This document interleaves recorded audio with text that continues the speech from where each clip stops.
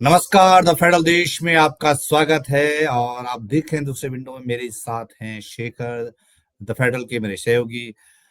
आज जो बात हम करने जा रहे हैं वो ये कि जो T20 सीरीज है भारत और दक्षिण अफ्रीका के बीच वो बहुत इंटरेस्टिंग होने वाली है और उसकी झलक कल जो दूसरा T20 मैच था उसमें दिख गई, जहां साउथ अफ्रीका ने पहला मैच हारने के बाद जोरदार पलटवार किया है और भारत को 51 रन से हरा दिया। और ये हार इसलिए इम्पोर्टेंट है क्योंकि अफ्रीका ने पहले खेलते हुए बहुत ताबड़तोड़ बल्लेबाजी की। ऐसा लग रहा था कि वो पहले मैच का भारत से बदला ले रहे हैं। 213 रन 20 ओवर में 213 रन उन्होंने बनाए और केवल 4 विकेट उनके आउट हुए, जबकि भारत की टीम ये स्कोर चेज नहीं कर पाई। भारत की टीम 20वें ओवर की पहली गेंद पर 162 रन पर आउट हो गई। तो इस तरह 51 रन से भारतीय टीम की हार हो गई है और साउथ अफ्रीका ने जो जोरदार पलटवार किया है उससे लग रहा है कि अब जो बाकी के जो 3 मैच हैं बचे हुए इस सीरीज में वो बहुत दिलचस्प होने वाले हैं। तो शेखर, कल के मैच के बारे में क्या हाइलाइट बता सकते हैं दर्शकों को, ऐसा कि भारतीय टीम को कल क्या हो गया, जबकि वनडे मैच सीरीज में सफाया करने के बाद और पहला मैच जीतने के बाद उसके हौसले बुलंद थे। कल क्या हो गया? भारतीय टीम मुझे लग रहा है कि थोड़ा-सा अति आत्मविश्वास शायद उनको कल ले डूबा। मुलानपुर उनका जो क्रिकेट स्टेडियम है, तो वैसे भी ये काफ़ी हाई स्कोरिंग माना जाता है, यहाँ अच्छे खासे रन बनते हैं। लेकिन जैसे कि उत्तर भारत में कड़ाके की ठंड पड़नी शुरू हो गई है, पंजाब में भी काफ़ी ज़्यादा ठंड पड़ती है। तो होता ये है कि जैसे-जैसे समय बीतता है, जैसे-जैसे समय आगे बढ़ता है, तो ओस गिरनी शुरू होती है। तो इसमें यही होता कि जो भी टीम टॉस जीतती वो पहले गेंदबाजी का फैसला लेती, क्योंकि बाद में जब बॉल पे अगर ओस की बूंदें लगती तो वो टर्न होने में दिक्कत होती उसको। तो भारतीय टीम कल फेवर में टॉस गया, सूर्य कुमार यादव टॉस जीते और उन्होंने पहले गेंदबाजी करने का फैसला लिया और साउथ अफ्रीकन टीम को आमंत्रित किया कि आइए आप बल्लेबाजी कीजिए। और उसी जी। का फायदा काफी ज्यादा साउथ अफ्रीकन टीम ने निकाला। डी कॉक ने ताबड़तोड़ 90 रन बना डाले 46 गेंदों पे। काफी ज्यादा उनको रोकना मुश्किल हो गया था। वो तो जितेश शर्मा ने उनको रन आउट कर डाला, जिसकी वजह से वो अपनी सेंचुरी पूरी नहीं कर सके। कल एडन मार्करम चमके, डेविड मिलर ने रन बनाए, सभी ने सहयोग दिया साथ में। तो कुल मिला के 20 ओवर में 4 विकेट खोकर साउथ अफ्रीकन टीम ने 213 रन बनाए और भारत को 214 रन का लक्ष्य दे दिया। जी। इसमें मैच और जी, जी। मैदान में हाँ, अगर हाई स्कोरिंग क्रिकेट स्टेडियम तो है, लेकिन 200 का आंकड़ा जब पार होता है T20 में खासकर, तो एक मानसिक रूप से प्रेशर बनना शुरू हो जाता है। वही देखने को मिला जब शुभमन गिल और अभिषेक शर्मा आए। अभिषेक शर्मा ने तो अच्छी शुरुआत की, लेकिन शुभमन गिल एक बार फिर सुपर फ्लॉप नजर आए। वो डक हो गए, 0 पर 0 पर आउट हो गए, वो अपना कैच थमा बैठे बिल्कुल। हालांकि उसके बाद दूसरे नंबर पे सूर्य कुमार यादव आए। सूर्य कुमार यादव भी बिल्कुल ज्यादा रन वो भी नहीं बना पाए और जल्दी अपना विकेट गवा बैठे। और बड़ा एक झटका सा कल मैं कह रहा था कि सूर्य कुमार यादव थोड़ा सा झटका देते हैं। अक्षर पटेल को सेकंड डाउन भेजा उन्होंने, लेकिन वो भी अच्छा नहीं कर पाए, 20 रन ही मात्र बना पाए। थोड़ा संभल कर तिलक वर्मा खेले। तिलक वर्मा ने 36 गेंदों में 62 रन बनाए, काफी ताबड़तोड़ पारियां खेली। 5 छक्के लगाए, 2 चौके लगाए, छक्के ज्यादा लगाए उन्होंने। लेकिन उनका साथ देने के लिए कोई रहा नहीं। थोड़ा बहुत हार्दिक पांड्या ने उनका साथ दिया, लेकिन लगभग लगभग ये मान के चलिए कि आप 20 के आसपास ही टीम के अन्य खिलाड़ी जिन्होंने रन बनाए भी, तो वो इतने ही रन बना पाए। यही था कि 162 रन पर टीम इंडिया ढेर हो गई 19 हम्म। ओवर 2 बॉलों में। जी। तो 162 रन पर टीम इंडिया ढेर हो गई और सबसे ताजुब की बात यह है कि जब आपने टॉस जीतकर आपने गेंदबाजी चुनी यानी पीछा करना चुना, तो आपको पता होगा कि आप दूसरी टीम जो है 200 रन भी बना सकती है, तो आपका गेम प्लान क्या होगा। यहाँ चूक हो गई क्योंकि आपने टॉस जीता था, आपका एडवांटेज था। इसके बावजूद आप वैसी बल्लेबाजी नहीं कर पाए। उसी पिच पर डी कॉक ने महज 46 गेंद पर 90 रन ठोक डाले, जिन्होंने 7 छक्के और 5 चौके शामिल थे। दूसरी तरफ उनका फेरेरा था, उन्होंने जो है 16 गेंद पे 30 रन ठोक डाले, और जो मिलर आए थे उन्होंने 12 गेंद पर 20 रन ठोक डाले। तो इन्होंने जो साउथ अफ्रीका ने जो पहले उनके पास एडवांटेज नहीं था, वो टॉस हार चुके थे, इसके बावजूद उन्होंने इतना तगड़ा स्कोर खड़ा किया। तो हम जो शेखर, ये जो नाकामी है, जैसे शुभम गिल नाकाम हुए हैं, सूर्य कुमार यादव, हम परसों भी पहले मैच में भी जिक्र कर रहे थे, पहले मैच में भी वो कुछ खास चल नहीं पाए। तो ये बने कैसे हैं अभी भी, मतलब क्या इन पे ये क्या ओपनिंग में अभी कोई प्रेशर है कि नहीं, शुभम गिल का रहना जरूरी है, या क्या है अभी टीम इंडिया का जो बिल्कुल। समीकरण? किसी भी टीम के जब कैप्टन और वाइस कैप्टन बिल्कुल फ्लॉप नजर आते हैं तो फिर उस टीम का तो फिर भगवान ही मालिक होता है। वो ज्यादा किसी अन्य खिलाड़ी पे, ये 20वीं बार था जब सूर्य कुमार यादव, कैप्टन सूर्य कुमार यादव अपना अपना अर्धशतक भी नहीं बना पाए। मतलब आप समझ रहे 20 मैच हो गए हैं, उन्होंने उनके बल्ले से रन नहीं निकले हैं, 50 जी 50 नहीं बना पाए हैं वो। शुभमन गिल बिल्कुल न जाने क्या सोच रहे हैं, बिल्कुल यंग खिलाड़ी है, लेकिन उनको ढालना पड़ेगा अपने अनुरूप। ये कोई की टेस्ट मैच नहीं है यहाँ पर को, अगर आपके जब बोर्ड पर लगा हुआ है 213 रन का जो स्कोर लगा है, तो आपको थोड़ी अब प्ले प्ले पावर प्ले में 3 महत्वपूर्ण विकेट चले गए हमारे, शुभमन गिल, अभिषेक शर्मा और सूर्य कुमार यादव। आप सोचिए, जी टॉप ऑर्डर धराशायी पावर प्ले में, जबकि पावर प्ले में आपको रन बनाए, थोड़ा सा संभल के खेले। 213 रन का स्कोर है, ठीक है, काफी मानसिक दबाव होता है, प्रेशर होता है, जी, लेकिन जैसे जैसे शेखर, मैं रोकना चाहूंगा, जैसे शेखर भी बता रहे थे कि पावर प्ले में ही 3 विकेट गिर गए। पहला विकेट जो गिरा वो 5वीं गेंद पे गिर गया, जब गिल आउट हुए 0 पर। दूसरा विकेट जो है वो दूसरे ओवर में गिर गया, और तीसरा विकेट चौथे ओवर में गया, मतलब चौथा ओवर चल रहा था, 32 रन पे थे उसमें, सूर्य कुमार यादव चले। तो मेन जो पावर प्ले का गेम होता है, जब आपको लंबे शॉट हिट मारने पड़ते हैं, विपक्षी टीम पर दबाव बनाना होता है, उस समय आप अपने विकेट भी नहीं बचा पाए। तो ये बड़ा यहाँ से जो है आप बुनियाद रखते हैं, तो उससे होता क्या है कि बाकी नीचे जो ऑर्डर है उस पे प्रेशर आ गया। और हालांकि नीचे जो है तिलक वर्मा ने कुछ कोशिश की, लेकिन वो एफर्ट इतना कामयाब नहीं हुआ, क्योंकि सूर्य कुमार यादव जिस खेल के लिए जाने जाते हैं वो दिखा नहीं पा रहे हैं। कप्तान हैं, लेकिन वो नहीं कर पा रहे हैं, उस तरह का परफॉर्म नहीं कर पा रहे हैं। हार्दिक पांड्या पहले मैच में ठीक ठाक उन्होंने गेम बदला था, लेकिन दूसरे मैच में उस तरह से नहीं कर पाए। 23 गेंदें उन्होंने खेली और 20 रन ही बना पाए। एक सिक्सर उनका था। इसके अलावा जितेश शर्मा 17 गेंदों में 27 रन बनाए, लेकिन तिलक वर्मा के ऊपर अहम जिम्मेदारी थी, लेकिन वो नहीं हो पाया, क्योंकि आस्किंग जो रेट था वो बढ़ता गया, गेंदें कम होती गई, रन रेट जो है ज्यादा, आस्किंग रेट ज्यादा हो गया। तो शेखर, साउथ अफ्रीका ने इस खेल से दिखा तो दिया है कि बाकी के 3 मुकाबले आसान नहीं होने वाले। शेखर। बिल्कुल, बिल्कुल।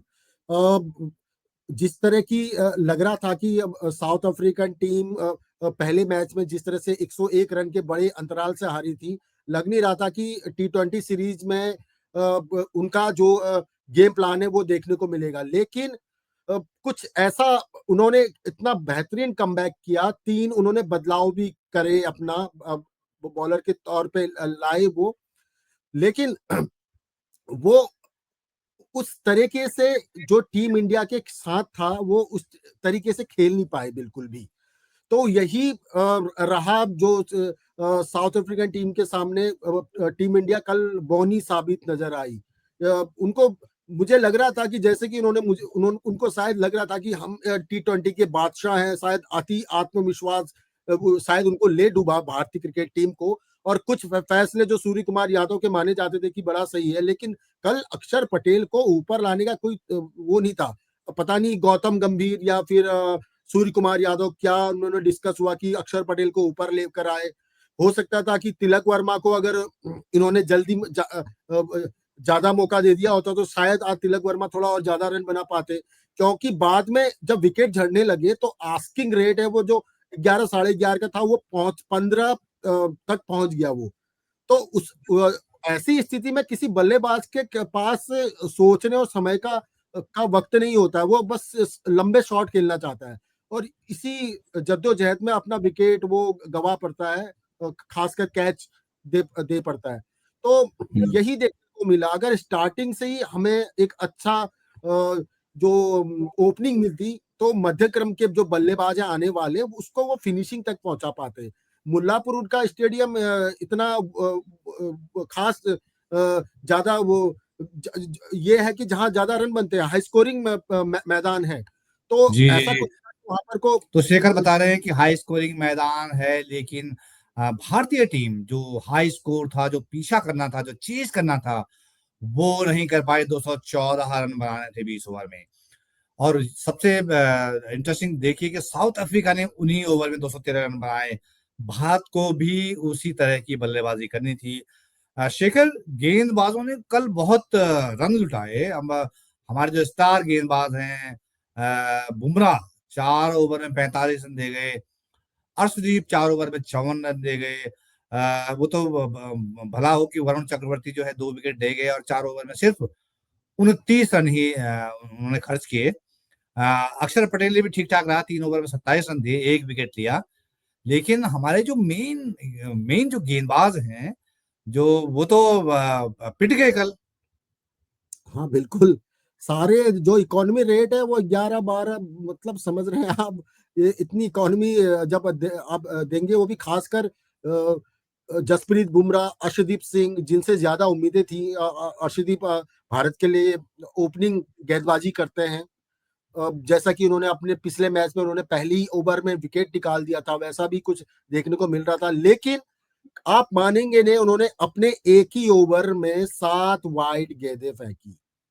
वो बल्लेबाजों का इतना खौफ था उनका, उनकी गेंद ही आसपास नहीं जा रही थी स्टेडियम की, इतनी बाहर फेंक रहे थे वो 7 वाइड। तो अर्शदीप सिंह बहुत ग्यारह गेंदों का अर्शदीप उन्होंने शायद, ओवर जी जी ओवर जी, किया, 11 अर्शदीप गेंदों शायद का। घरेलू घरेलू घरेलू दर्शकों के दबाव में शायद आ गए हैं। और इसलिए ऐसे नाजुक मौके पे जब उनको कंट्रोल करना चाहिए था, वो लापरवाह हो गए। एक वीडियो भी मैं वायरल हुआ है, देख रहा।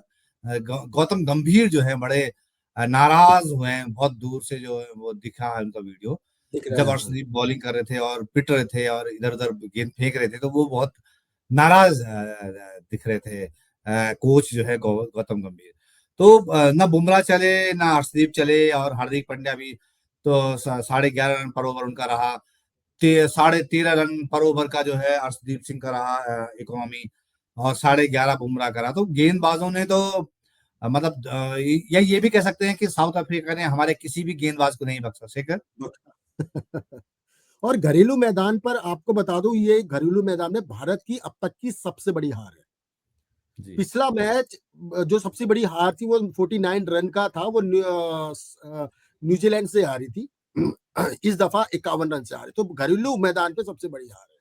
तो जो टीम विश्व विजेता है, अभी एशिया कप T20 फॉर्मेट में जीत कर आई है, और पहला मैच आपने जब इतने बड़े मार्जिन से जीता, बॉलिंग, बैटिंग, फील्डिंग, हर मौके पे आपने अच्छा प्रदर्शन किया, लेकिन क्या ऐसी वजह रह गई कि कल आप ताश के पत्तों की तरह बिखरते नजर आए। किसी भी डिपार्टमेंट में कल अच्छा खेल का प्रदर्शन देखने को नहीं मिला। खासकर मैं तो खासकर बैटिंग, बॉलिंग चलिए दो महंगे साबित हो गए, लेकिन आपने बैटिंग तो कम से कम एक फाइटिंग, मैच हारते कोई नहीं, लेकिन एक फाइटिंग तो देते हुए नजर आते। ओपनिंग बॉल ओपनर बल्लेबाज में उनको क्या रहेगी, थोड़ा सा आप पावर प्ले तक तो अच्छा खेल के निकलते। अगर 6 ओवर भी, पावर प्ले के 6 ओवर भी वो रुक के खेल लेते, अगर अभिषेक शर्मा और शुभमन गिल, तो आने वाले बल्लेबाजों के लिए बहुत अच्छा हो जाता है, एक प्लेटफॉर्म मिल जाता है उनको। जी तो कम से कम हम लोग, एक होता ना एक कम मार्ज हारते भी तो एक फाइटिंग, एक होती ना फाइटिंग स्पिरिट के साथ हारते। हम 200 के आसपास तो पहुंचते, हम 205 203 रन कुछ लास्ट ओवर में जो होता है ना, एक देखने को मिलता है। ऐसा नहीं है कि बड़े स्कोर चेज नहीं किए हैं, 209 रन तो इससे पहले भारत चेज कर चुका है, जीत चुका है। तो ऐसा तो नहीं है कि भारत ने कारनामा पहले नहीं किया है। 200 रन के ऊपर उन्होंने 3 बार चेज कर चुके हैं भारत। तो कल ऐसा क्या हो गया, वो भी अच्छा साउथ अफ्रीकन टीम जिनके उनके पास स्पिनर तक नहीं था। वाटन आई थिंक वो 3 विकेट ले गए, अच्छा खेल गए वो।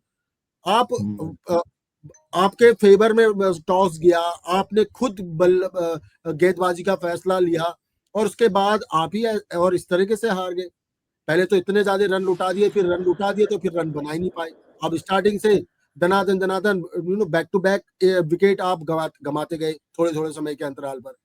आप लास्ट में जो बल्लेबाज आ रहे हैं उन पर निर्भर हो रहे हो, आप तिलक वर्मा पे निर्भर हो रहे हो, जी, आप जी, जी। हार्दिक पांड्या और पे निर्भर हो। सबसे बड़ी बात है कि जहां भारतीय गेंदबाजों ने रन लुटाए, वहीं साउथ अफ्रीका की बॉलिंग जो है वो बड़ी अनुशासित रही उस कंपैरिजन में। मतलब हम कहें जैसे जेनसन ने 4 ओवर में सिर्फ 25 रन दिए और 2 विकेट उन्होंने लिए। बार्टमैन ने 4 ओवर में 24 रन दिए, 4 विकेट उन्होंने लिए।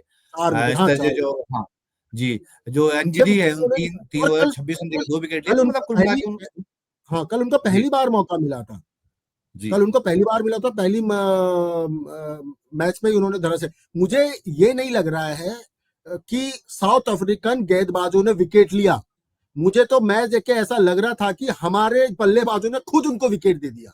शॉट तो यही बयां करते हैं उनके, मतलब जो बड़ी लापरवाही से खेले गए शॉट, जिनकी कोई जरूरत नहीं थी। आप शॉर्ट पिच में आप जो बाउंस हो रही है उस पर आप छक्का लगाने की कोशिश कर रहे हो तो कैच ही दे बैठोगे। तो यही हुँ। कल नजर आया बिल्कुल। और वही इसी का ही नजर है कि इतने बड़े स्कोर से आप मैच हार गए। अब इसका ये दबाव अब अगले जो 14 नवंबर को यानी संडे को धर्मशाला में होना है मैच, उसमें साफ दिसंबर साफ जी 14 दिसंबर। हाँ, जी, 14 सॉरी 14 दिसंबर रविवार को धर्मशाला मैच होना है, उसमें साफ देखने को मिलेगा आपको उसका। अब क्या करोगे? अगर कल मैच जीत जाती तो एक सीरीज में बढ़त मिल जाती, और तीसरा मैच अगर आप जीत जाते तो लास्ट में कम से कम ये होता था कि सीरीज में आपने बढ़त ले ली, अब आप रिलैक्स होके खेलो। आपने टेस्ट सीरीज में दोनों टेस्ट गवा के क्लीन स्वीप करवा दिया साउथ अफ्रीकन ने टीम ने। आपने वनडे में बड़े मुश्किल से मैच जीता 2-1 से। अब T20 में भी जिस तरह से साउथ अफ्रीका ने कमबैक किया है, और आपकी जो बल्लेबाजी और गेंदबाजी का जो डिपार्टमेंट है वो बिल्कुल धराशायी नजर आ रहा है। तो किस तरीके से आप कमबैक करेंगे, ये सोचने वाली बात होगी धर्मशाला में। नहीं तो धर्मशाला में इससे भी बुरा असर आपको देखने को मिलेगा टीम इंडिया का। जी, तो शेखर बता रहे हैं कि धर्मशाला में इससे भी ज़्यादा बुरा हश्र देखने को मिल सकता है। जिस तरह की परफॉर्मेंस जो दूसरे टी20 मैच में भारत की रही, उसने भारतीय टीम की कमियों की कलई खोल दी है, उनको एक्सपोज़ कर दिया है बॉलिंग के मोर्चे पर, बैटिंग के मोर्चे पर। और बैटिंग के मोर्चे पर इसलिए अहम बात है क्योंकि आपने टॉस जीतकर प्रतिद्वंदी टीम को पहले खेलने का मौका दिया। इसका मतलब ये है कि आपको अपनी स्ट्रेंथ पता है, आपको पता है कि हम बैटिंग में रन चेज़ करने में माहिर हैं, आप कर सकते हैं, लेकिन उसी में फेल हो गए। शेखर बता रहे हैं ये अति आत्मविश्वास भारत को ले डूबा। तो ये अति आत्मविश्वास भारत को ले डूबा, लेकिन टी20 सीरीज बहुत रोमांचक मुका दौर में पहुंच गई है क्योंकि साउथ अफ्रीका ने जिस तरह का खेल खेला है दूसरे टी20 में, उससे बेहद रोमांचक होने वाले हैं आज के मुकाबले। क्योंकि भारत पर तीसरा टी20 मैच जीतने का दबाव रहेगा और साउथ अफ्रीका को इस तरह से दबाव तो नहीं है, लेकिन साउथ अफ्रीका भी चाहेगा कि जो उसने दूसरे मैच में जो जो जिस तरह का टेम्पो बनाए रखा, वो तीसरे मैच में भी बनाए रखे। तो शेखर बहुत-बहुत शुक्रिया, बहुत-बहुत धन्यवाद इस बातचीत के लिए Shekhar. Thank you so much.